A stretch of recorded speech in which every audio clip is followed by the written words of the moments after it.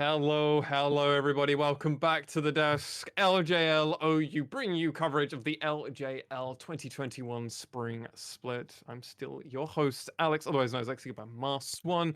On the internet, of course, I'm joined by the Hapgood brother duo that are my casters. Play-by-play caster Samuel Initialize Hapgood in the middle. Nymera, resident color caster for us here at the OU, Alex Hapgood. Gentlemen, we're at the end of our live game coverage. We'll be doing blasts from the past games after this one, but our final live game is going to be the Fukuoka SoftBank Hawks Gaming facing off against Sengoku Gaming. And gentlemen, this looks to be the battle of the team who is fighting to show that they were far better than everyone had given them credit for if you had watched the first few weeks worth of games, facing off against the team who has so much more to prove. Yeah. I think it's a little bit hard to call this for anything other than a bit one-sided, at least on paper right now. Sengoku look alive. They had a great game versus V3 Esports. Was it all that exciting? Probably not, but it was very clean from them outside of the one misstep that led to the Baron take, and even then, they minimized it very well. The Hawks on the other side, it's not been looking good.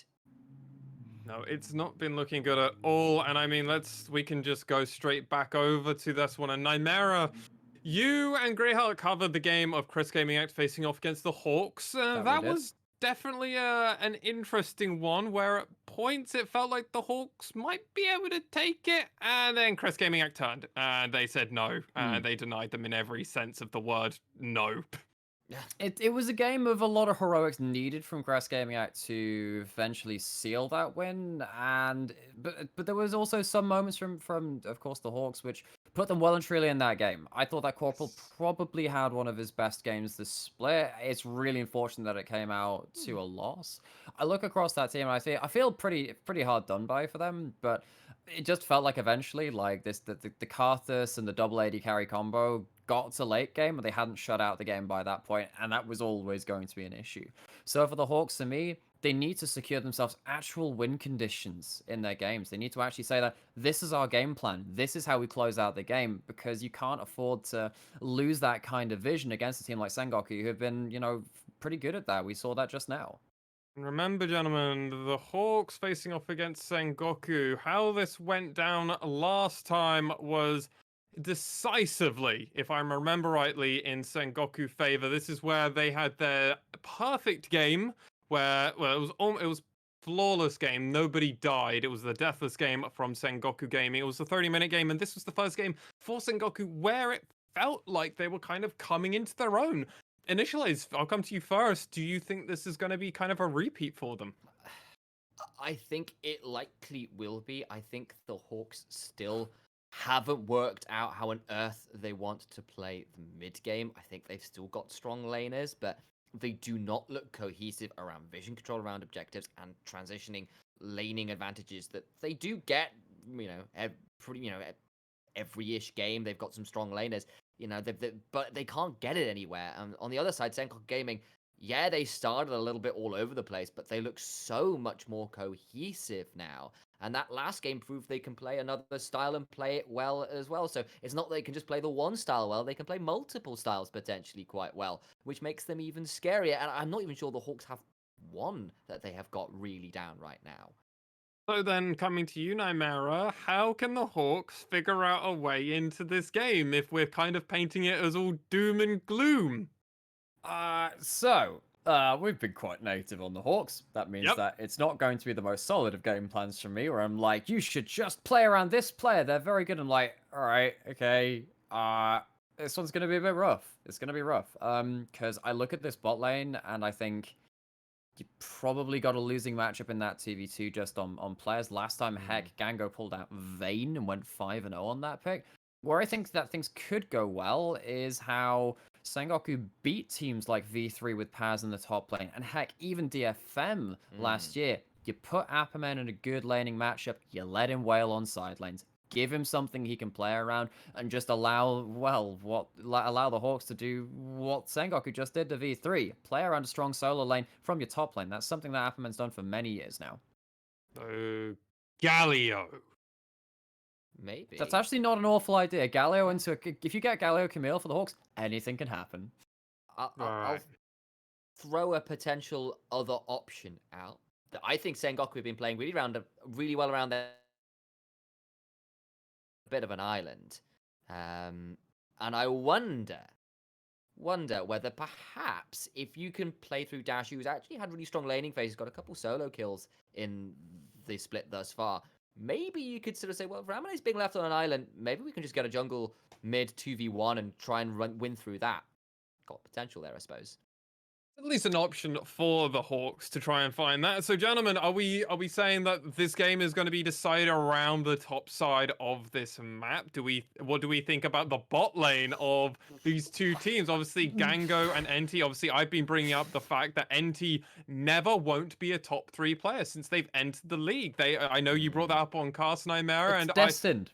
It is destiny. It is destiny. Even if it goes badly for them, they'll normally find a way in the playoffs to find it. Think back to 2019 summer, where he was a part of the USG lineup where he was actually the support with Dasher and Tussle. So in their original respective roles. This is where Arumik actually popped in for a moment before briefly leaving, before coming back, but to a different had a bit team. of retirement.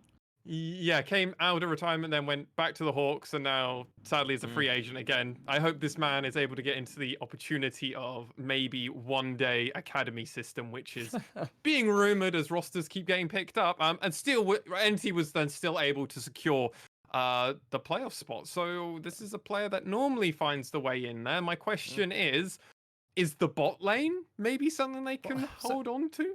The thing that you were asking earlier is basically, well, how do Hawks win this game? Like, all right, maybe we could play through Apperman on a good solo lane pick, right? That doesn't mean the bot lane can't just go to bad words. I'm not going to drop that in live. I just restrained myself. That doesn't mean that if the Hawks get themselves a good top side of the map, things won't just go to heck on the bot side, right? And that's going to be the problem. Gango has been a player that has played pretty abysmally when put behind. That is something you can do, but is it easy to achieve, particularly with these teams and how they've been playing? I don't think the Hawks really can angle towards that, like we saw some teams last year try and do. What I will say is that Zenit has some of the single best laning stats in the league right now. He's second in CS at 15. He's been a plus 12 at that point. He's got plus 500 odd gold at 15. He's got a plus 250 on XP at that point at 15. Like, he is getting good early advantages. Him and Corporal are doing quite well in lane, at least to get Zenit to a point ahead. The problem is his DPM is down at 372. And there is something coming about transitioning out of lane and getting these fights around objectives that has just gone wrong. And is that because he can't fight because he's an AD carry and doesn't get to be as aggressive if the rest of the team's not around? Or is it just that he's not in the positions where he needs to be? And that's a really weird discrepancy for me. Well, I think if we can quickly get our producer to bring over the official stream for us very briefly, I'd love to talk about what's currently on screen, which is Tussle versus Crash. And Crash has been low-key performing really well, even in spots when Sengoku haven't been. And it was something we identified over on our podcast. Go and listen there if you want to take all of our hot takes. I predicted the LJL might be over in 2 years. If you want more hot takes like that, go over and find our podcast. Looking over here at our key players, though, Tussle versus Crash. Tussle just seems to have a lot of problems. He struggled. Okay. Heck, we even saw it the last game they were on stream. They played the Skarner and they didn't really achieve much with it. And honestly, it feels like Tussle's not managed to achieve much with most of the picks that he's been doing. He's had occasional good team fights, occasional good ganks. Most of the time, he's not been coordinated with his team, whereas Crash has slowly been ramping up in that degree. What I will say is the one thing that I have had major issues with Tussle is that his vision game has been weak. You saw those stats on there. He is dead last in the league on a lot of those stats. Yeah. He's all right with wards cleared from what I remember. I'd have to go double check. Yeah, so I think I've seen that same stat. So at least he's killing something because it's not champions he's killing. The shots keep going. But this has been a serious problem. We have basically said, look, Zenit, great lane. It's been a long day. I'm allowed to joke. great leads in lane. Dasher, great leads in lane. But what's going on with the vision control around objectives? Why aren't these guys getting out damage? Well, if you can't set up to fight because you can't see anything, you can't put out damage because it's not safe to. And part of that is because Tussle and to an extent Corporal, because that's the vision core of your team, have not had the right ideas, are not synchronizing, are not setting up well around these objectives. And I think that is the domino effect that's leading to these really frustrating damage numbers. Gentlemen, I'm not going to do predictions as I think the lovely people out there might have a good idea where we're leaning, but pick and ban phase has just begun, so gentlemen, take it away. My face froze in a rictus of pain there briefly, but I am back. And that's probably a bit of a description here about how frustrating it has been to be a Hawks fan right now in this split. But the Hawks will be on to the blue side versus Sengoku Gaming on the red side this time out. And it's Appamen, Tussle, Dasher, Zenit, and Corporal making up the Hawks line.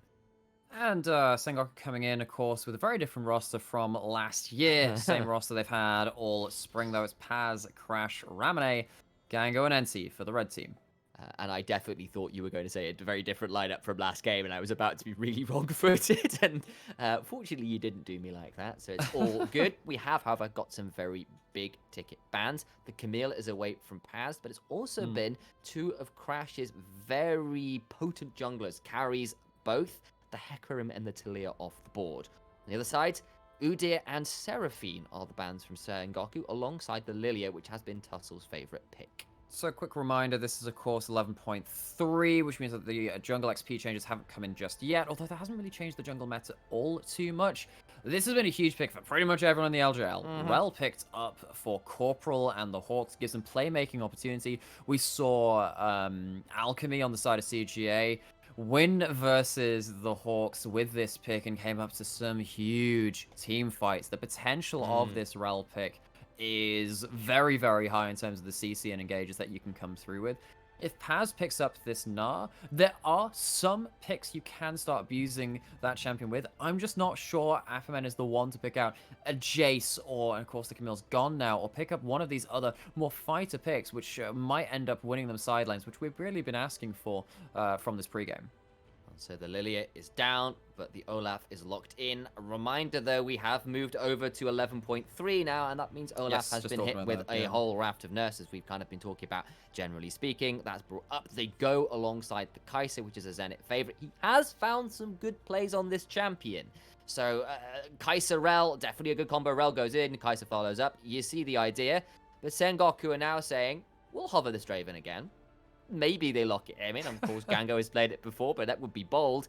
Give me Eclipse Draven bot lane. Go on, Gango. You know you want to. I mean, it would be something. No, okay, so we're going to go see the return of the Aphelios Thresh lane. Saw that last game against Sengoku. But Sengoku, when they were playing against that Aphelios Thresh, didn't have an Olaf, didn't have a Rel, which you're going to be running straight down the throat of the enemy. If you have Aphelios online and you have these three champions trying to get in close, trying to take down the AD carry, if Aphelios escapes the first skill shot, escapes the first CC and gets to return fire, that is exactly where that champion wants to be. Indeed, and we've already talked about what Thresh does to Aphelios in the last game, namely gives him a way out of things he'd never have a chance out of otherwise. So that is always a nice pairing, but that does leave us with solo laners for the Hawks to think about. And of course, Sengoku have still got to think about a mid laner and a jungler. Thus, the Hawks ban away Crash is Nidalee. That's the third jungle ban out of this squad. Sengoku are banning away some of these big-ticket teamfight top laners, it seems, because Malphite was the first ban there, interestingly enough. Trying to make sure there's nothing that can be easily picked into this Gnar, which can be such a lane bully. Okay, so, I mean, well, the problem for the Hawks now is that if they wanted to start abusing the Gnar, is there anything that can go into that matchup whilst also fitting in with this heavy dive composition that the Hawks have? Well, Camille does. Camille's banned. Okay, right. Well, what are the other things that work with it? Not a huge amount. Aurelia? Well, this is the thing. I don't think Aurelia is much of an Appamen champion. So that's what I'm kind of worried. I'm kind of saying, okay, there are champions which can abuse Gnar. That's a well-known fact. We're probably looking at something like a Renekton at this point. But then you have to pick Renekton Olaf on that top side. And that's not necessarily the best top lane 2v2 to play around. Graves locked in for Crash. He has been very proficient at this champion all the way back since like Season 7 when he started playing. And the Hawks now have to choose what they want to pick in. Viego Hover, that would be fun, but I'm pretty sure that's disabled across most pro-level champions, pro-level competitions, rather. Yeah, and I don't know what's been going on in scrims this week, but to see a Karthus ban to drop back just a second, don't think that something's been. We saw Cassian play it earlier. This one time is banned away from Crash. There's something going on there, I'm telling you. But that does mean Victor locked in for the Hawks. And they're thinking about a Bard, which Corporal, of course, has done before. But of course, they've got a Rel, so I doubt it. And Gangplank is the option here. Okay, Instead, right. they go for the Jace. And you know, I was saying, oh, there are picks which can abuse the Gnar. I just don't think Apperman plays them. So this is going to be a real telling spot to see if Apperman actually has a larger champion pool than we often know him for. Because we know that Apperman has been a little bit stuck on, well, the same couple of champions, playing a lot of the Gnar. Last year he was on the Mordekaiser duty too. This Jace is a departure from that style, whereas on the other side, the Azir, much more standard for this mid lane. The Jace, though, it's not an LJL pick. It's absolutely not. We don't have that many Jace players. We have one or two. Cog has put it out. Apperman will. At this point, we've seen Paz try it before. Ebby, I'm fairly. I love decoding Morse code from my co-casters. Given it a look in times in the past. Oh, it is. That's not a good look. No. I mean, it is just, it is how it is. Come back. You see, the thing is, Sam, you've always been here. It's just the fact that we have to now use, you know, like your old telegraph machines and start trying to break out the Enigma code and try and break it. Yeah.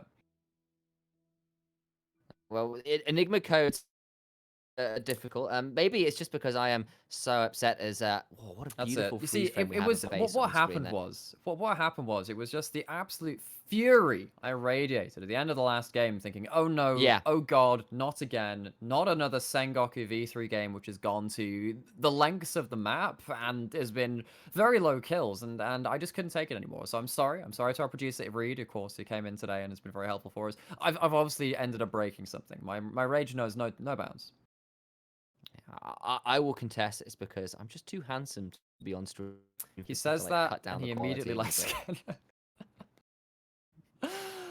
Oh gosh, what a day, what a game. Of course, wait until we do get into game, and see, this is what I do when I know that Sam is having his lag problems. You get to hear more of me. I cover for him, much like a support is to an AD carry.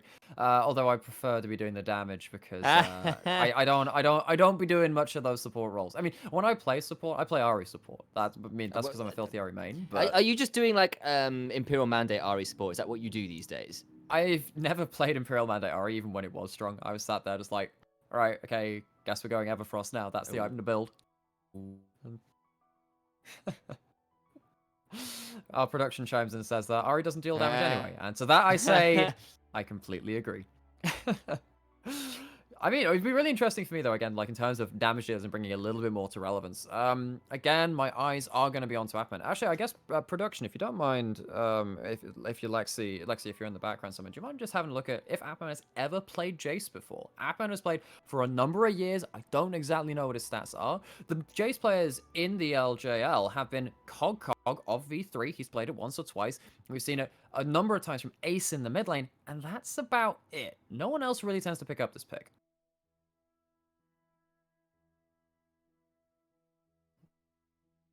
I think that's probably true. The one guy that really sticks in my mind about it. And yeah, I mean, I guess we're still waiting for Sam's internet to just stabilize out just a tad. So thank you very much for sticking with us during this trying time, as I have to wait for my brother to come back online once more. Am I still here? Oh. See, this is the thing. Alas. Like, you're still in and about, Sam. It's just we only get about a third of you because everything else. Again, it's my rage knows no bounds and your power knows no bounds. You cannot be contained by just this one webcam slot. Oh, that is probably not. Oh, I hear people jumping in and out. Although I guess it is just me in terms of the audio right now. And again, we're just waiting for things to load back into the game. Thank you for sticking with us. And got those drafts to talk about still. I feel a lot like Doa. We still got the video on screen of Sam, who's kind of slowly departing us in terms of his internet and all the other stuff. I feel like Doa was back in the LCK challenges when he did solo cast for something like 10 games in a row in one day.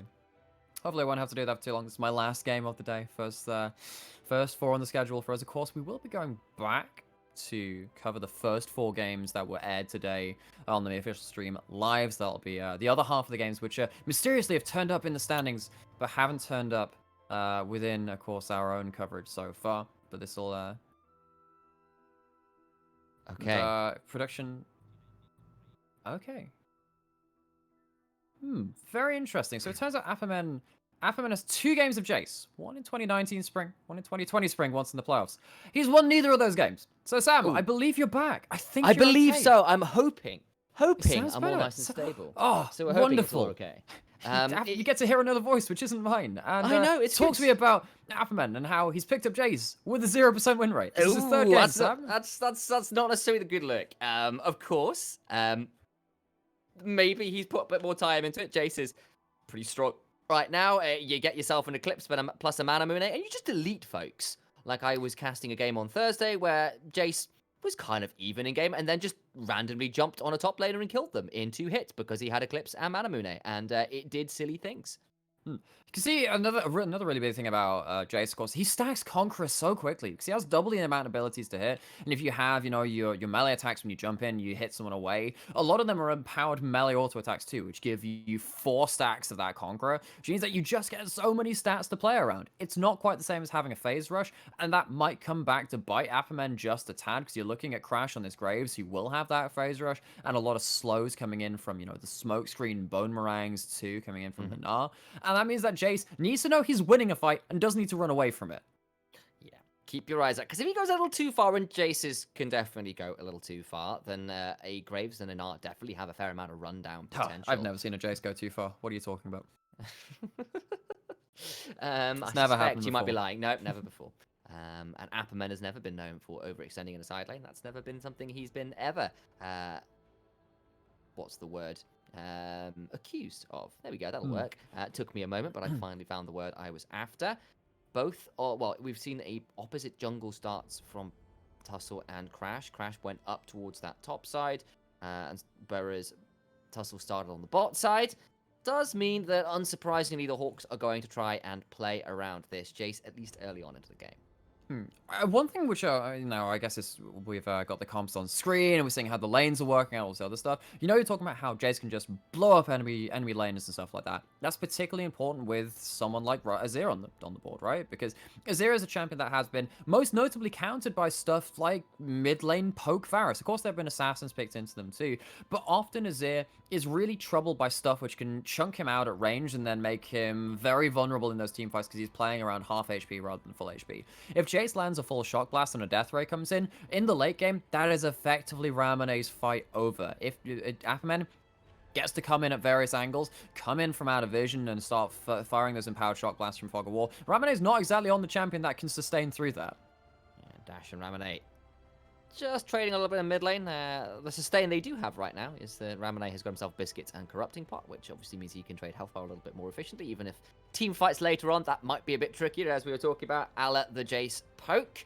But Sengoku Gaming are back to their bot side pressure ways and have got that wave shoved in, whereas Apperman's been trying to do the same to Paz and certainly gets a nice little trade there onto the Gnar before he can go Mega. Oh, days, inches away from the solo kill there, forces the flash out of Paz. I reckon a quick enough finger on the flash key, a single more auto attack kills Paz. And we were talking about, okay, how can Sengoku lose this game, and how conversely can the Hawks win? Get Apperman on a side lane pick, which he can succeed with. Graves has not gone up towards that top lane. Apperman is eking out advantages there, forced out a flash, forced out a teleport, going well so far for the Hawks.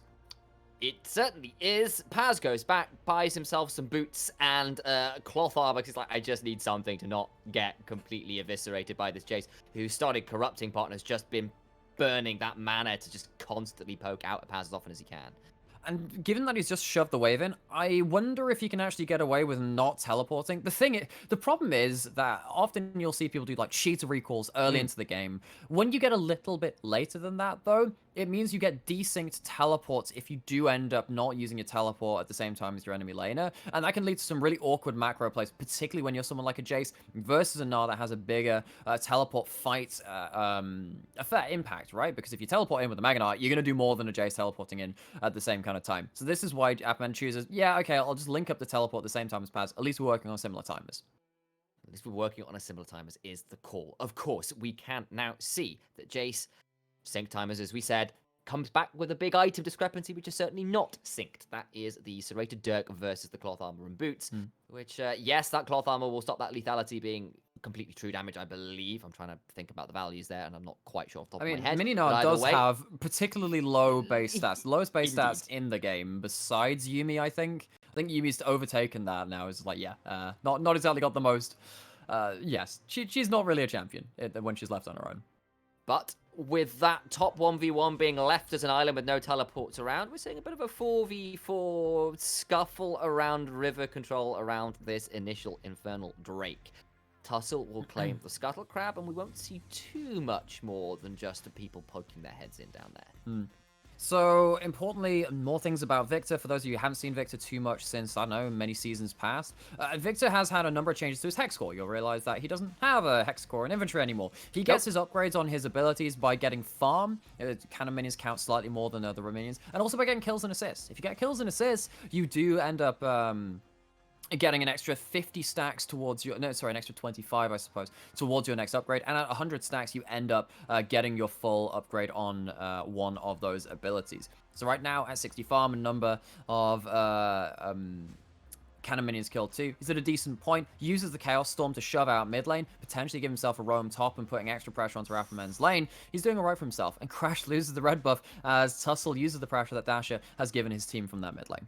There was a level advantage there briefly, but with no vision and no idea where Tussle without health-wise, he didn't go in and does lose the red buff, and that's the lane pressure working out in the Hawks' favor, and this looks pretty okay for them early on. At least the game plan right now is working out. Gold is pretty much even. It's top pressure being traded for bot pressure. We can see Gango and NT do have a fair CS advantage down there, though the wave under tower will probably allow Zenit and Corporal to at least not allow that to go too far down, as Ramune did misjudges close it. enough to Dasher, not quite close enough. Close. Because there are the tier 2 boosts already coming from Dasher, and the Q doesn't have the upgrade yet for the movement speed, but just getting out to Dasher from the potential sliding glide, Emperor's Divide coming in from Ramune. Crash was waiting in the wings, has the collateral damage, and he's looking to trade back now onto this red buff, and he does have smite, so I assume this is going to go. And Crash versus Tussle, it's red buff for red buff, but now Zenit and Corporal find themselves in face first with Crash, but the Attract Repel comes through. Zenit uses the killer instinct. I think Sengoku Gaming might have got a little too deep. The Crash down comes through, but it will still be first blood over. Olaf desperately lowered the crescendum, claims some more. Those got stacked real quick. Chakrams mean 2 kills over to Sengoku in trade for just the one. No flash on Paz. They're going in on Paz, who just gets eviscerated by the Chaos Storm. 2 for 2 across the map. How often did you see someone diving a Mega Gnar working out? Well, it works this time. No teleport, cannon wave going into tower. Apperman unlocked on the top side of the map, knowing that Crash was on the bottom side. At least we're going to see a turnaround kill from the Hawks on that bot side in this 3v3. It starts with, as you were saying though, huge amounts of chakrams stacked up for Gango. How did they get stacked so quickly? He uses that crescendum ultimate, gets those extra chakrams flying, and I think at that point, Olaf is really wishing he'd gone onto the Aphelios instead of the other members that he killed. The top side, yeah, nailed that Mega Gnar. Yes, he gets to go Mega, but it's a little too late at that point, and he built armor, and that means that Dasher gets to walk up and Chaos Storm, and there's no MR there to save that poor Mega Gnar. So Dasher gets on the board, gets himself a kill, which does get him stacked up towards those first upgrades. And that's important, because if you get that, now you've got the E upgrade slightly earlier than you would have done otherwise. You get to wave clear more effectively. You're going to get towards that Q, which gives you the move speed more quickly, and that can help you start outplaying the likes of Crash and Ramune when they're trying to engage onto you. You have Phase Rush building up towards maybe something like the Ludens too for the extra move speed. It's important versus Team Sengoku to keep Dasher safe, to get into this game, and to get those upgrades. All the while, got to keep an eye out that Tussle did pick up the Herald in trade for that Drake. Dasher picks up a blue buff. I think he's very glad that the jungle item doesn't burn down buffs. I know. Anymore. That was very, very nearly a lot of trouble there. But it does work out just fine. Over on the other side, though, Crash is back down by this bot side, and Zenit and Corporal are like, please stop with the dives, leave us alone. But, you know, that's what you signed up for. If you're playing around a Jace top lane, you kind of have to be aware that you might be playing 2v3 or plus in this bot lane, and I think Zenit and Corporal might be about to get dived. It's the Hex Flash. It lands onto Corporal, but I don't know whether that's the target you want, because he gets the Magnet Storm out, and the turnaround is monstrous. All right, well, you got that one. The Inferno, though. Gango gets that one back. Wasn't as clean as perhaps they were liking, but at least the AD carry dies, and they'll lose that wave to turret, and some plates will go the way of Gango. Yeah, ready, aim, fire from Gango sets these bot laners on fire as I say that, and Paz would really like to have some fires put out in his top lane, as there's another dive incoming. NT is on the way. He's got some boots to his name, but I think it might be too little too late. Meganar comes out. Paz trying to run away as fast as he can. The Herald is summoned. He does have flash. Tussle would love to get in. Undertow misses, and Paz gets to walk away. But he's forced away from lane, and it does mean that's a lot of turret pressure on for Apperman, who gets a fair amount of plates for his trouble. That's still a pretty creative escape coming in from Paz. Gets out of his Meganar, gets the move speed as he transforms back into Mininar, and somehow gets away with at least just giving up those turret plates. He's still 30 CS behind. He's still losing plates, and that's unfortunate for the side of Sengoku, but it's not like they've lost the game through topside just yet. Gold advantages, it's about 1,000 difference between the AD carries. It's about 1,000 difference between the top laners. Everywhere else is a bit of a wash. And that kind of shows itself in the gold lead, which is all of 100 apart. I mean, yeah, it is important that the FLS is ahead. It is. On the other side, though, Eclipse built up by Jace. That's really important. You have the ability to sustain through your laning phase now, and any of these long lanes because of the healing you get from the Eclipse. And the move speed you get even from getting the double proc of damage on the Eclipse is really nice for starting chasing down. I know we said that Jace didn't have the phase rush, and that might help... it might not help in terms of facing off against the Gnar and the Graves, but now they've got to a point where they do have the extra move speed that the Eclipse gives you. And maybe Apperman, with the lead he's got, can start sidelining a lot more confidently. Maybe he can. Eclipse is certainly there. Paz is certainly in a bit of a hole, but did at least manage to make his way out of trouble on that one. Dasher flashes away from the attempted slide, glide, and divide. And this time it was a summoner burned, and Ramone was close enough to make that one count. It's important stuff. Has the Onion boots the Lucidity, so there is a little bit of Summoner Spell haste onto the Victor. That splash will be up a little more often, well, a little more quickly, I suppose, in this case, more than often. Although, both are definitely true if he's using it on cooldown. Then it would have been otherwise. There's no kill either way, though, right? There's still going to be Victor, still farming out that mid lane, and there's no real objective to fight over. The important thing is that flash will now not be up for the next objective fight, which is probably going to be that dragon in 1 minute 30. It may well be, and all the while, Gango just walked up to the turret with Severum Crescendum and deleted it in 3 seconds flat. He's got himself He gave up his gold existence advantage. privileges. He gets all plates on that turret as well, and that is one scary Aphelios Hollow in that last game. Got a fair amount of CS, but Gango is returning the favor. He's also got 2 kills and all those plates to his name on top of it. This Aphelios set up to carry very, very hard, even if Jace is returning the favor up in that top lane. Apperman very aware he can run over this game if he can control those side lanes and command some team fight damage with some poke as well. So, I mean, at the end of the day, though, Aphelios can still get kind of shredded in a lot of these fights. There is a range disparity for this Aphelios because you've got then, you know, Shock Blast coming in, occasional Death Rays. There is the chance that Gango gets chunked out before a fight starts in earnest. There are also still Arel, Kai'Sa, and Olaf, which are shorter range, which Aphelios then outranges. The question is whether the Hawks are going to be able to apply their range in the right instances to get rid of this Azir and Aphelios early into a fight. Got to call out a few item completions here as well. Yes, Gore Drinker is in for Olaf. We've mentioned the Eclipse. Oh, I was wondering why that was different. It's the new Aphelios skin. I was like, I don't remember this one. This is weird. Luna Beast. Never mind that. Paz is now in trouble on the top side. Takes so much damage. The hypercharge there, but the Shock Blast miss. That means the flash away from Paz is good, but now Corporal in trouble. He finds all the soldiers coming at him, and it will be Enti of all people who claims that kill. But Corporal caught a little bit alone on a warding mission. Had nobody, went down real fast. That's an oopsie. So Paz would have not been able to teleport into that fight, would have been super low. Maybe there was a chance to fly around things. Problem is, Sengoku turn up to the bottom river first, get the pick. Even if they hadn't got that pick, you still got to run into the Aphelios who sets up with a red buff and the weapons of choice for them. And that's really unfortunate for the Hawks. Give over that dragon, and now we are going into, looks like a Cloud Rift for this game.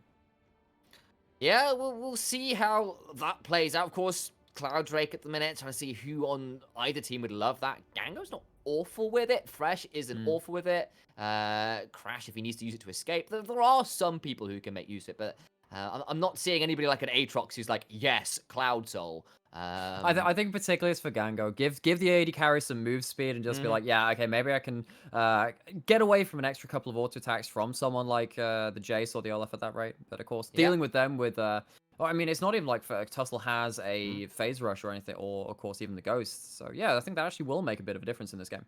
I mean, on the other side, I mean, if the Hawks could ever find 4 Drakes themselves, Olaf, Rel would love it. Hell, Kaiser's not exactly bad with that speed Yeah, buff but then you've either. also got ultimate cooldown reduction under Jace, so I mean, that he one's gets a little less transition fortunate. forms. He gets the empowered attacks from transforming across. I mean, Wow, that is Yes. the most important thing in the Yeah. world.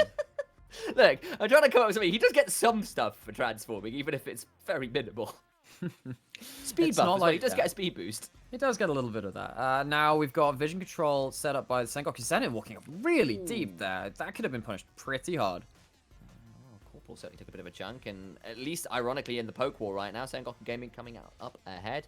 Azir not exactly a slouch on that one, nor is Nar if he can get a couple autos down, even if Apperman is by far the most threatening member when it comes to poke right now. And Hawks are set up to try and bait around this second Herald. It looks like they'll just start it up. But Sengoku still around, still maybe thinking of contesting. But it's a 5-man stack from the Hawks, and Paz is going to get some free time on this lane in the But bot Paz side. also has teleport, also has Meganar charging. They will Yeah, have he the ability does. to fight over this. Herald is already gone because Graves steals it. Did that collateral damage just steal a Herald, Chimera? It absolutely did. That is why I Oh, am my reacting the way I days. did. Ah. Oh, That's that's so a stinker. disappointing. That's such a stinker. Tussle struggling in this And- split, and now he's getting forced to have his ult too. Tussle having a bit of a nightmarish minute. It is that 15-minute mark for Hawks, and the carriage kind of starts to turn into a pumpkin a little here. That is 2 objective setups in a row where someone gets caught or something goes wrong. Dragon Corporal gets caught. This one, the steel comes through from the collateral damage, and what's that about? It's like, it's almost like we've seen this a little bit before. feel like you we weren't casting that one because it was Greyheart on the cast for me. But it almost seems like CGA did this versus V3. We're like, they're in a decent ult spot. They can do some stuff with this. Oh, they've thrown at the objective. Oh, pants, that's not very good. And now the Hawks still sat a decent gold, still pushing up in the lanes where they can do some stuff, but failing to get this Jace into a real game-winning point. Failing to close out a lot of the leads that they did have, and then also now having to deal with this Aphallos who's really strong. That's really unfortunate for them. They would have loved to have that Herald to break open something like this mid lane out of turret, this bot lane out of turret to get Jace a little bit more active on the map, and they just flubbed the objective. Don't get me wrong, Apperman is very strong in this game. He got way over that 2-plate mark we love to talk about with Jace. He got the full damn turret. He's got a significant CS lead. He's got his items nice and early. He's building towards that Manamune. The tier is stacking. That's all good news if you are Apperman. But you're right, it's not a game-winning position. And then you look over at Gango, and he's like, yes, you've got a Jace, but we've got an Aphelios at 2 items. Paz is more than capable of being useful in a team fight now. He's complete Stride Breaker on top of everything else. And the objective setups are still problematic for the Hawks, and they'll have to try and improve it because it's only got a minute or so until this next dragon fight. So I'm looking at what's happening around this map. Got mid lane priority starting flitting back and forth. Paz doesn't have Meganar for the time being, but is also not exhausted. If he gets access to a wave, he will be able to get up to that point, and doesn't have the flash available for this point. Stridebreaker will be the only reposition available to that. Crash takes a little bit of damage, but the poke war is kind of going even so far. Nothing big enough right now. Must be 20 seconds maximum for Paz to pick up that flash, so maybe if they can hold on, they can set They're waiting for themselves the up to a Meganar better anyway, right? position. Yeah, exactly. So you're waiting on that Meganar. That bar is beautifully positioned as Tussle to take a little bit of poke damage. Scango does also take some poke damage. He's got himself Crescendum and Calibrum as his guns of choice. Put down the turrets, get the extra long-range auto-attack reset. Ooh, and Corporal! Oh, it's a catch! Ramone's just gone! He's deleted! Jumps over the wall. We was talking about dragon setups, and Corporal says, screw it, dies over the wall. And Sengoku's objective control comes crashing down. This time, the Hawks find the pick they were looking for. Great engage from Corporal. Huge engage by Corporal. We said that actually his earlier game today was one of the best he's had, coming out with a pivotal pick onto the mid laner of Sengoku, and this game is now really important for the Hawks. I mean, we saw earlier in the day Hawks having the chance to catch up to CGA, match them, match pace. We know that Burning Core won a game earlier today too. Hawks will to just not be alone at the bottom of the table, to at least tie things up with Burning Core, need this win, and they need it desperately because the amount of games on the table are really falling short. The games are becoming smaller and smaller. The number you have left to play to try and find those necessary wins just getting narrower and narrower. Sengoku Gaming are still up about 1,000 gold from various CS and kill advantages, but it's not out of reach, and they still definitely have some strong points of power. They've stopped the soul point coming through for Sengoku. They've got great 1-3-1 potential between a victory and, of course, this Jace. So if they can split the map wide and try and use the points of power where they have them, then maybe Hawks have their own options, but be a little careful in this mid lane, because I think Gango is about to take out that mid tier 1 and does so with little contest. So, yes, this is one of the problems of Kaiser versus Aphelios. If you start falling behind in this matchup, Aphelios outranges you in the 1v1. You can start diving in with the W. It's one of the reasons why Kaiser versus Ezreal was so important at the inception of Kaiser into the meta right back in 2018 when it did come out. The thing is that you do get outranged by a lot of people, but you get to close the distance with most champions in the game. You hit the W dive and you can start having that assassination threat. But now that Aphelios is outstatting you and is at a point where they can deal with people diving into you, Kaiser is not in a position where they're particularly happy with this AD carry matchup. Not right now, anyway. Needs to get one of those delivery skins, because at that point you're just delivering a hot meal and a bag of gold to whichever character you jump in at that point. So yeah, I kind of agree. Gango, filthy strong right now. 2 items, as we said, on his way to a 3rd pickaxe and crit cloak in inventory. Likely an infinity edge off those 2 items, if I remember my build orders correctly, as Ragnarok popped from Tussle there. I was a little afraid about what the lack of vision control could mean for people jumping on him there. Probably was unnecessary from the omniscient perspective we have as observers, but for Tussle, he definitely didn't know whether he was safe. No, he didn't. And Sengoku are just, again, pushing up a little farther than the Hawks can. They're getting a little more vision than the Hawks can. And it's not like Apperman is getting the advantages he needs to in a side lane right now. He's not really getting a huge amount from this 1v1. Whereas you look at Ramune, who's even things up in the mid lane.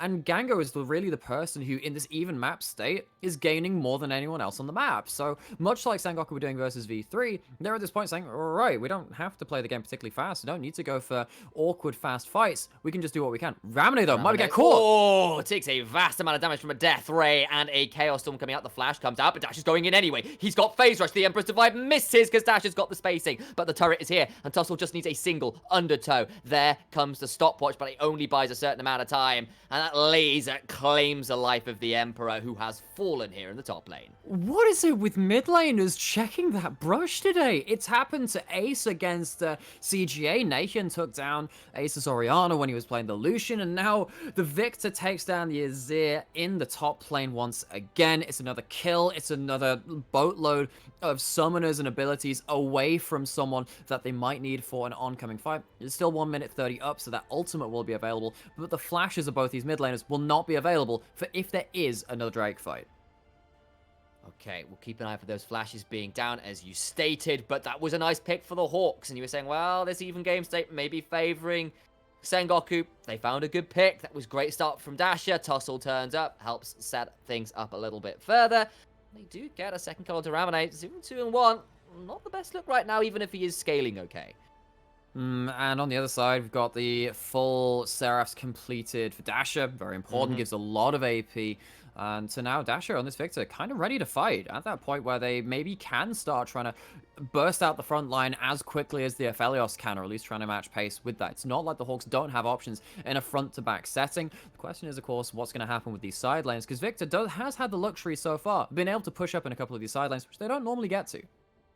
Apperman will finally get to push in this tier 1 and get a hold of it. There you go. Goes down. Still waiting on that mana. 5 minutes. Yeah, but we're still waiting on this Manamune transformation. He got that tier quite late because he really rushed the Eclipse, and that's all well and good for the 1-item spike, but it's delayed the 2-item spike. And he really wants that additional damage from that to really start hurting with this pair of items, and it's just not there yet. He does get a BF sword on back, so don't get me wrong, there is damage there, but it's just not as much as it could be. And now the poke war begins in earnest once more. The first shock blast misses. The first conquering sands hits from Ramune. So a little bit of HP away from the Hawks. Not so much away from Sengoku. Death Rays starting to fly out too. And again, Apperman is not letting these land right now. Just can't quite find it. Sometimes the way of the poke game, you do miss, but Corporal gets engaged on, has to flash away. Decent return damage, but it is flashed down on Corporal. Tussle, a little bit in trouble in the mid lane. That's the Moonlight ult Vigil down from- misses. NT does not land the death sentence, takes a lot of trade back, but the sidestep means that shock blast also misses. Ramane throws the sand soldiers forwards with the shifting sands. Sorry, not shifting sands, conquering sands. That's the way around it is. It's one of them. Yeah, one of the Azure abilities. I mean, but look at this play. Look at this play, right? The poke goes in favor of Sengoku mainly because of hooks. Yeah, sure, that hook onto Corporal is pretty huge. It means that you don't get that flash engage coming in from the Hawks. But that's 3 shock blasts, finding 0 targets from the Hawks in an even vision state. That's frankly not what the Hawks need, and Apperman just doesn't get value out of this pick in that setting. Call it even vision state, but for how long was it even? Because I'm now looking at that sort of top entrance to the river, and I'm seeing 2 control wards in the river, blanking that out for the Hawks, alongside a couple of vision wards as well. Oh, but could they have done that if they'd been hit by 3 shock blasts? Well, exactly. Either way, there is at least now the Manemune transformation has just come through, so this Jace is very much online and scary to work with. But to work with it, you've got to start hitting some of those abilities, and maybe you need to have a little bit better vision control. Maybe you just need to be better at aiming. Who knows? But either way, they need to start landing. They do, because if you don't land that stuff onto the Azir, onto the people that don't have the sustain, right? So particularly the Azir and the Thresh, if you can force them back, then the Sengoku feel very emboldened to walk up. We see that Corporal gets caught by that hook, but what happens if NT's half HP when he's doing that? Because this is a Jace which does have a lot of gold still. It's not nearly as far ahead as the Jace as the Hawks would like, because this Gnar has been able to wave clear for so long. That second tower, the second tower, should not have fallen 25 minutes in. That's much too slow for the Hawks' liking. NT fishing around for a hook once more, and you can see the damage which is taken just from incidental small amounts from the side of the Hawks. Man, lands a shock blast that does very little because the lantern comes straight out. It's not empty. Apperman lands that onto empty, was I think was what I was going for. And on the other side, you look at Gango, who is well over 10 CS a minute. That's more like 12 on this Aphelios right now. Has 3 items plus stopwatch. It's just raring to go finding these fights. And, you know, if this Aphelios gets to free fire, the Hawks will just disappear. I think they will do. I mean, and this is the thing, right? It's going to be about who can actually survive in the front line. Tussle just doesn't right now. Corporal absolutely doesn't. For me, that's why it has to come down to the shock blast. Hitting someone like Ramane, someone getting caught out of position. The fight around the dragon, which the Hawks did end up winning, was because Ramane got caught by an excellent engage, which was well-timed from Corporal when they were split apart from the rest of their team. I don't know if Sengoku are going to allow that to happen again, but the Hawks need to fish for it because they're not winning the straight-up cards on the table fights.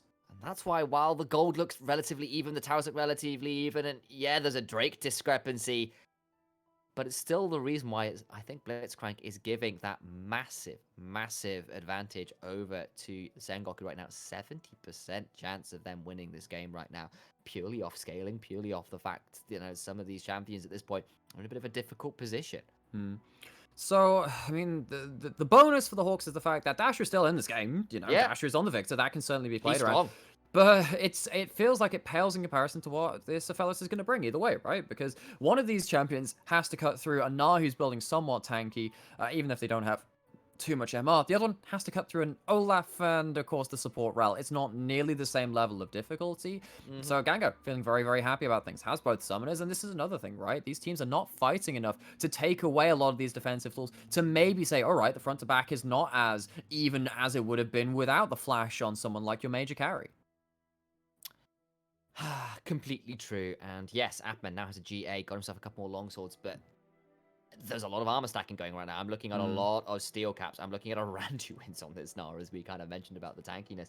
And then you're looking over at, say, the Aphelios, who is very happily at 3.5 items. And you compared to, yes, 3 items on Zenit, who's honestly been farming really well. He's at 10 CS a minute, right? It's just, Gango has been a vacuum, it feels like. Black hole for CS in this game. And he's got so many shields. He's got himself, I think he's got himself the overshield too, in terms of the overheal from the precision tree, and he's got himself the crescendum, not the crescendum, severum shield coming out of his weapons.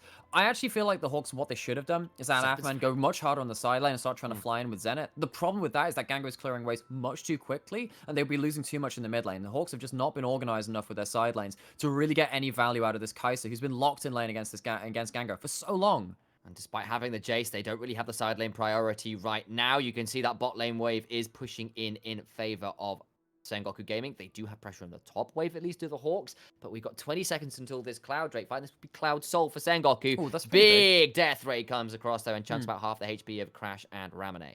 And this is important because we've had now Shock Blast land onto Ramune, Death Ray land onto Crash. That is something that the Hawks can play around. Okay, do that another 2 times and suddenly the fight's won. Don't even need to go for a big fight. Problem is, every time you do that, you're risking something else. Dragon is, well, this would be that Cloud Soul for Sengoku. I guess the Hawks say, we don't really care about giving you Cloud Soul, just go Baron. It's already Earth, Wind, and Fire for Sengoku Gaming, and they'd love to get that fourth, but at this point, Crash is still on Dragon. There is no Mega Knight. It timed out. That will mean that they know the Dragon has started. They know where the jungler is. They can just take this, and Olaf secures it. It is Soul for Baron is the trade. Soul for Baron, so that's a permanent objective for a temporary one. Paz trying to slow the retreat, maybe trying to get some time for Gango to push in this mid wave, and they could take a turret against the Baron power play. The wave's already in favor of Sengoku, pushing in bot lane, and the top lane is not nearly enough in favor of the Hawks to really get anything in their own regard. So yeah, this is not going to be a huge Baron power play. It's just the initial goal from killing the objective itself, but even then, that's not factoring the fact that the Hawks lost to Dragon, as you were saying, in that trade. Keep your eyes on this. That Cloud Soul is the trade for the Baron. It is now to see what the Hawks can do with this Baron. How much gold can they get off it? They can probably get at least this mid lane tier 1, which has been a thorn in their side for a long, long time. You say that. Mid laners, and the moment I say it, in comes Crash, in comes Gango with Crescendo, and it's very difficult to get close, but of course that one cannon remaining is a bit risky to walk up towards and deal with, and Jace is now being given free reign on this bot side of the map. It is a 1-4 split. Paz is being sent to deal with the Jace, but I think with the Baron behind him, it'll be a lot harder to keep him out, and this comp now should theoretically come alive. They should be able to push in on a lot of these towers. They do at least start with the mid-tier 1. But remember, Azir is here going to start putting up his own towers in place of the ruined structures. Napperman will get onto that tier 2 in bot, and it does go down in a matter of moments. So, finally, Apperman gets to push up and hit a tower, and that's because Gnar can't clear the wave quick enough because they're Baron minions. Can they do that in top lane? I don't think they're actually even going to aim for it, even though they do have the Baron buff right now. They can't afford to go anything like a 1-3-1 because they're afraid of getting engaged, getting a flash hook, getting something else happen in this 4-man group. Zenit taking a big chunk, though. This is the worry. It is, but that will now be Moonlight Vigil down. It doesn't get the kills, and it's starting to heal his way back up. Waiting for the next wave. They've still got about a minute left on this Baron, and Jace is still alone in the bot lane. That was attempted force down here in the mid. So the Hawks managed to pull away well. Paz is nearly at Mega Gnar, though, and this could be the moment for Apperman to end up too far down. There's the hop. Apperman in trouble. Stride Breaker as A. He goes back in, does Apperman. He's trying to find his way out, but got stunned in place. The wallop was good. GA now popped. But in comes Dasher looking to turn this around. He's trying to go down. He does get shut down, but it's a lot of damage back. And now Ramune goes golden. He's stuck in place, has to flash away. They get the kill. They get out. I present to thee, not going phase rush on Jace. You don't get to escape those situations. You lose your GA, you don't get enough value out of the Conqueror because you're just not far enough ahead. The Baron buff peters out with a 2,000 gold advantage. That's not awful. It does buy time for the Hawks and stop Sengoku pushing in, controlling vision, and getting themselves the run of the map. But the Hawks could have got so much more out of that if Rapperman had played maybe a little more respectfully, or just understood that actually you don't get to escape with the Conqueror from those 1v2 situations nearly as easily.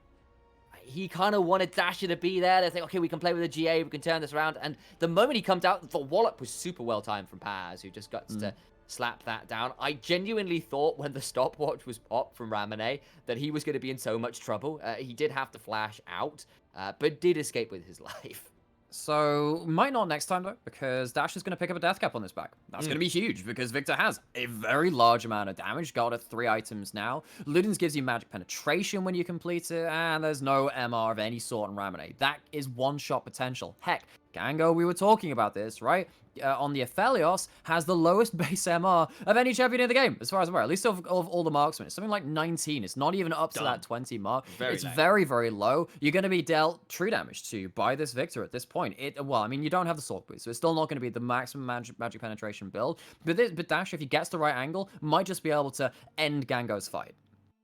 And they've itemized very heavily towards this Jace that got ahead early. And it does make sense. It has made his poke less effective.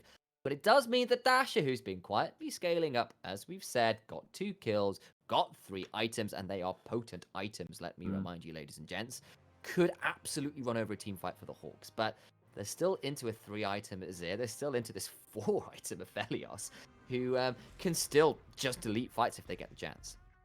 Absolutely can do. And on the other side, though, I mean, Ramne on the Azir has been doing plenty of damage in terms of the poke battle themselves, right? Having the Leandrius, having the high AP item of the Nash's Tooth gives you 100 off of that item. No longer gives you CDR, but it gives you a lot of stats outside of that. Means that actually with the Leandrius burn from this Azir, you get a lot of damage. And if you hit someone like Zenit, suddenly the dive-in fight potential is diminished quite significantly from the Hawks. I find it really interesting as well to spot that 4th item from Zenit is actually the rapid fire cannon. It's nothing towards the last whisper. It was the 3rd item, actually. So it was the 3rd item. I apologize. Yeah, the Infinity Edge came in 4th. Oh, yeah. Okay. It just felt that the range discrepancy was too obnoxious to deal with, and felt like, well, I need a way to at least be able to deal some damage. I'm struggling to find a way to step forwards, and with the range discrepancy between particularly the Azir and the Aphelios being difficult to deal with, I understand the decision, but maybe delayed some of that power spikes in terms of last whispers and Infinity Edges. Exactly, and not having that last whisper, get another hit. Might have a flash out here. He does indeed. The Gravity Well comes out, and that will buy space, but now Paz is just about to gnaw out. Does so. The Boulder Toss comes through and does go wide, but Sengoku Gaming get themselves some more damage as Dasher now has a flash. That is both carries without, but the Magnet Storm is huge! The Chaos Storm after is even better! And they find so much, but wait, the turnaround from Gango is massive! That was an Infernum ult to remember. Zenit flashes over the back, trying to get onto Gango. Will get the GA pop. Appleman trying to go in on Ramane, gets a lot of damage down, but look where Crash is. He's back to full HP. The Acacia raid isn't enough. It'll be a 1-for-1 trade, but Crash and Ramane survived. It looked phenomenal for the Hawks for the first few moments, but the turnaround was insane from Gango. Gango falls, but not before taking most of the Hawks with him. This won't be the end of the game. Sengoku not pushing for that point. They'll get themselves a mid-inhib. While Crash says, all right, Elder's on the table. We'll take that. And that's good. That was the objective that everyone was gearing up for. It's late game. Going towards that after the soul had, of course, been claimed earlier by Sengoku. That was the fight. You were right. They finally found themselves an angle. And finally got Kai'Sa diving into the backline. It just wasn't enough. The GA bought so much time from Gango. Appleman could not assassinate both of the remaining backliners. And even so, Crash got to go heal up. Oh, they're even waiting to get Paz alive to get the Gnaw, get the Gnaw with the Elder buff. That's nice. I have to see, because it looked like with the Chaos Storm on top that they should have got 3, but somehow, someway, Ramane and Crash survived the engage. Early on, we'll see it in this replay, because for a moment, I thought they had it, Nymera. So we see Paz has Flash and Dasher, understands what's happening, and gets out of that. That's when I think, all right, okay, Paz uses the Flash, gets away with everything. And that's a huge combo. But it doesn't get Ramane, it doesn't get Gango. So the front line immediately disappears because those two champions just get absolutely blitzed down by Ramane and Gango. Then you go, right, okay, we still have our AD carry. And actually, at this point, I'm thinking, all right, okay, maybe there's a chance that we can see Gango get assassinated. But Appleman doesn't manage to get on top of Ramane at the same time. GA buys enough time from Gango for them to come back around. And I mean, congrats. I mean, credit where it's due. Sengoku's carries of Ramane and Gango don't get caught in the engage, and they perform their role adequately. I mean, exemplary example, actually, I guess, in terms of how you deal damage in the late game with these champions. Ramane as well, finding that shuffle later on to get on Dasher without the flash and just eviscerate him from full HP. So critical, because if Dasher got to keep free firing, that could have been really different. But now, we are in a situation where there's a Baron buff on the Hawks, there's an Elder buff on the Hawks, there is a Cloud Soul buff on the Hawks, and they are marching their way down this top lane with a wave to their name, and Paz is about to bring in reinforcements in the mid, and the Hawks have got one last roll of the dice, or this could well be it. They are backs against the wall, they are coming to a gunfight with knives, and on the other side, they've got the nuclear warhead of the Elder buff. That they do. It's looking very difficult here. Some poke lands, but it's onto NT. Need to see another miracle engage, but this time it needs to get Gango. It needs to get Ram, and I just don't know how doable it is. They're onto Nexus Towers, Nightmare. Look how quick they die. They need to find something. They're forcing the This is it. issue. Look for something. The box comes out from Menti, but the Nexus Towers are gone. In goes Paz, and this is going to be it. The final point to Magnet Storm. It's another fantastic one, but the follow-up just isn't there. Ramane gets into the backline with the Emperor's Divide, and Sengoku Gaming, it took them 40 minutes. The Hawks had their moments, but it is still Sengoku Gaming that will move to 6-4. Huge team fights in the late game today from Sengoku. They did it in this game, did it in the last, and really well played for them to understand that, again, they had the winning late game team fights. Don't throw stuff in the early game, much like many of these players might have done on previous teams, looking at you, Gango. But of course, in this game, he just plays the role adequately. He plays it more than that, right? He stands there, doesn't get caught in the initial engage, dies once, and that's after taking down the entirety of the enemy team, pretty much. Sengoku, they're running up towards the top of that table. Exactly that. But I am at least impressed that the Hawks once again put up a fight. There were some good moments. They couldn't convert it in the mid game. They've still got some issues to work on, and it's going to be a frustrating loss. But we are going to have to take a quick break. When we come back, we'll talk about this game in a lot more detail. Stick around for the analyst desk.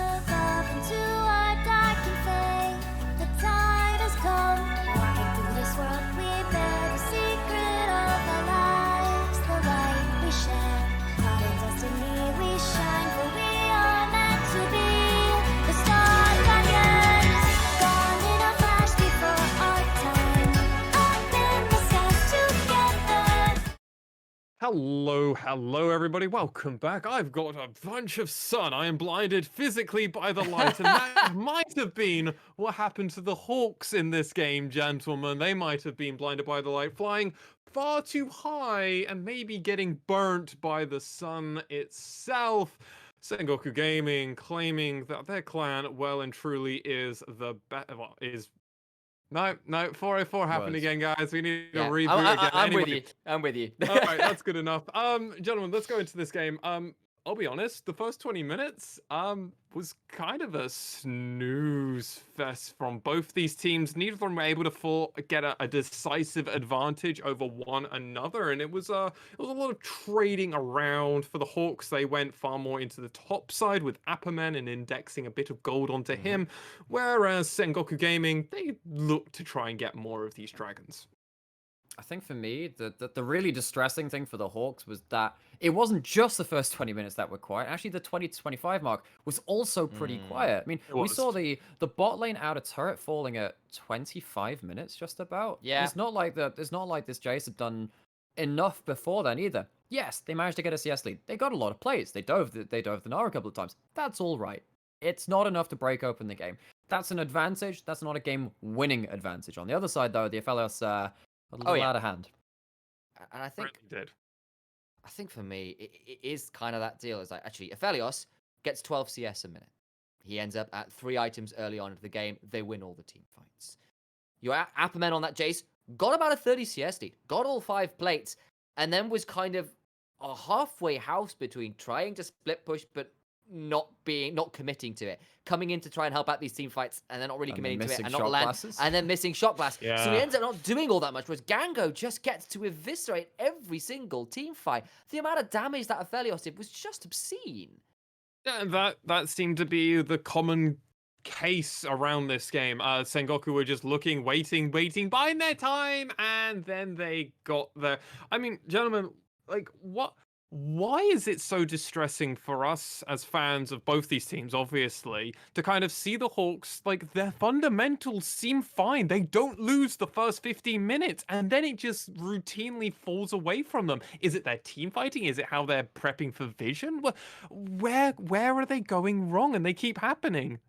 Allow me to do a physical description. I am now blind. My vision control is gone. I can't see what's happening around these objectives. And behold, post Quick, 15 make rude minutes. signs at him. Post 15 minutes, we saw it again. Those mid to late game dragon control moments were just not there for the Hawks on the same level that they were for Sengoku Gaming. And it hurt them being able to land the poke. It hurt that Hapman wasn't landing them anyway, but that doesn't help. They tried to do some trades later on to the game, which kind of worked, but it was a bit too late. They were down at Soul Point pretty early on. I mean, from my point of view, it's definitely that too in terms of like the setup. But for me, it's a larger question of what are your game plans? What are you doing with your game plan? So I feels like they have like the first like fifth of a game plan, which is we get Jace the lead and we get him turret plays. That's cool. We can do that. Then they did nothing with it after that point. It felt like they didn't know where they needed to be on the map in terms of the lane allocation. Dasher did pretty okay. Individually good game. Had some decent team fights too. That's not nearly enough. They weren't asking questions like, how do we actually win this game? How do we get a game-breaking advantage? Or actually, more importantly too, how do we lose this game? Like being poked out around objectives, losing vision control, and giving into an Azir, Aphelios team fight comp. We will see 2 more games out of the Hawks following tomorrow, obviously, because that's how the time works. Anyway, let's talk around, obviously, how the Hawks in this game, they decided to trade Baron for Dragon Soul. Now, this was a Cloud Soul, gentlemen, and it worked out in the short term for the first 5 minutes, and then it stopped working for the Hawks, right? It kind of did. They kind of hit a critical mass point where Jace took a long time to get his Manamune. He didn't get tier that early. It took a long time to stack. And he was kind of not pushing as hard as he could for various reasons, moving back and forth between team fights, not having the vision control, wasn't shoving that hard. And all the while, this is Zira, this Aphelios just got stronger and stronger and stronger. They get Cloud Soul. Yes, they lost the Baron, but they didn't lose that much off the back of the Baron. Hell, they catch out Appermen pushing on the side lane. And then they hit these other fights, and Corporal finds great engages, don't get me wrong, but Ramane and Gango, if one of them survives, it's too much. And it's that critical mass hit about 35 minutes, I think, really. It just felt so difficult. You saw the AA bots here when there was only 1,000 gold difference. It was a 70% chance to win, for good reason. Yeah, and that good reason really came in, even when everything looked so good. And initially, she even said on broadcast, I thought they were going to win this team fight. That team fight in mid, I mean, the Hail Mary was thrown. Corporal landed a stellar ultimate on that rel, and it just wasn't good enough, Nymera. It wasn't. No, it didn't end up killing Gango. It didn't end up killing Ramune, and the price of And that Crash was so low. Yes, He was so low. the price of that was death, and Dai did the Hawks, so they have been plucked, they have been roasted. I don't know whether Hawks are a good meal. I don't eat Don't think Hawks. so. They're probably a lot of Don't think endangered that. species. They certainly are after Don't eat that game. Hawks. Don't eat bald eagles either. Probably wouldn't be a good place if you are an American over there. We will see the Hawks facing off against Rascal Jester and Axis tomorrow, so maybe they can pick up their bootstraps, but we will have to see how they get on. That first game is going to be against Rascal Jester, so it might be another rough one for the Hawks. However, on the side of Sengoku Gaming, we'll be seeing them tomorrow face off against Detonation, Focus Me, and Burning Core. So very excited to see how they get on. Ladies and gentlemen, now ends the live section of the LJLOU broadcast. Dun-dun. And now begins the Blast from the Past section, where our first game is going to be Axis facing off against Detonation, Focus Me. We're going to go to a short break, and when we come right back, we'll be hitting you with that game. Don't go anywhere.